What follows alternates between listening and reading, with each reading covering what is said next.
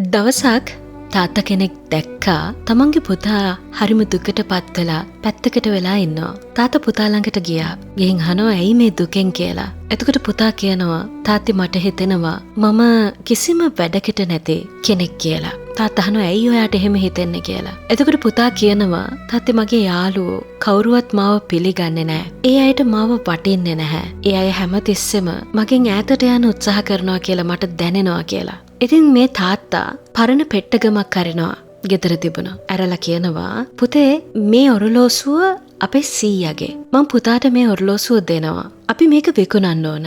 හැබැයි අපි මේක විකුණන්න කලින් ඔයාට පුළුවන්ද අර පාර අයිනේ තියෙන ඔරලෝසු හදන කෙනාට පෙන්නලා එයා මේකට කීයක් දෙනවද කියලා අහගෙන එන්න. පුතා කියනවා හරි තාත්තේ මම යන්නම් කියලා. ඉතින් පුතා ඔරලෝසු හදන කෙනාව මුණ ගැහෙන්න යනවා. ගිහින් ඇවිත් කියනවා තාත්තේ මේ මිනිස්සයා කිව්වා මේක ගොඩක් පරණ වැඩේ රුපියල් 250කට වඩා දෙන්න බෑ කියලා. තාත්තා කියනවා හරි දැන් මේක නගරේ තියෙන අර පෞරාණික භාණ්ඩ එකතු කරන කෞතුකාගාරයට අරන් ගිහින් පෙන්නන්න. ගිහින් එයාලා මොනවද කියන්නේ කියලා ඇවිත් මට කියන්න කියලා. පුතා යනවා ගිහින් ඇවිත් තාත්තට මෙහෙම කියනවා. තාත්තේ ඒ අය කිව්වා මේක ලෝකේ තියෙන ඉතාම දුර්ලභ ඔරලෝසුවක්. මේකේ කෞතුක වටිනාකම හරිම වැඩි. ඒ නිසා එයාලට මේකට ලක්ෂ 50කට වඩා වුණත් දෙන්න පුළුවන් කියලා. එතකොට තාත්තා hina වෙලා මෙහෙම කියනවා. පුතේ මට මේ ඔරලෝසුව විකුණන්න අවශ්‍ය නැහැ. ඒත් මට ඔයාට උගන්වන්න ඕන වුණා මෙන්න මේ වගේ කාරණයක්.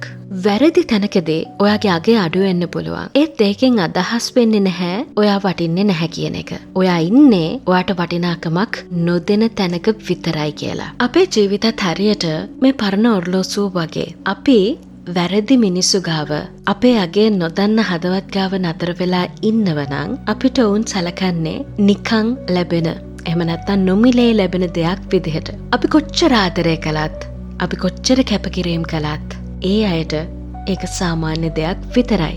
ඉතින් ඇයි ඔයා තවමත් ඔයාගේ වචනවලට ගරු කරන්නේ නැති, ඔයාට වටිනාකමක් දෙන්නේ නැති තැනක ඔයාගේ වටිනා කාලය දිය කරන්නේ? දැන් ඇති කියලා හිතන්න දැන් කාලේ හරි. පැහැදිලි කිරීම නතර කරන්න.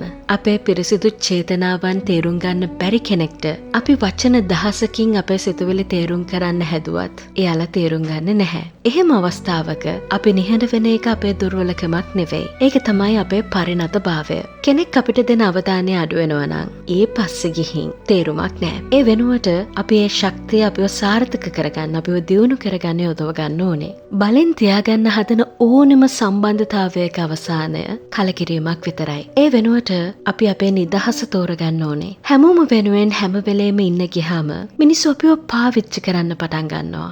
අපිට සිද්ධ වෙනවා එහෙම වෙලාවට අපේ බවුන්ඩරීස් ශක්තිමත් කරගන්න.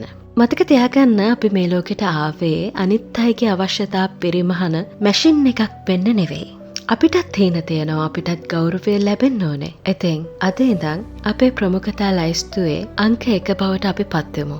ඔයා ඔයාට ගරු කරනකොට, ඔයා ඔයාගේ වටිනාකම තේරුම් ගන්නකොට වැරදි මිනිස්සු ඔයාගේ ජීවිතෙන් ඈත් වෙලා හරි මිනිස්සු ඔයා ගාවට එන්න පටන් ගන්නවා. අපිට අවශ්‍ය දේ ඒකනේ. මතක තියාගන්න අපේ වටිනාකම දන්නේ අපි විතරයි.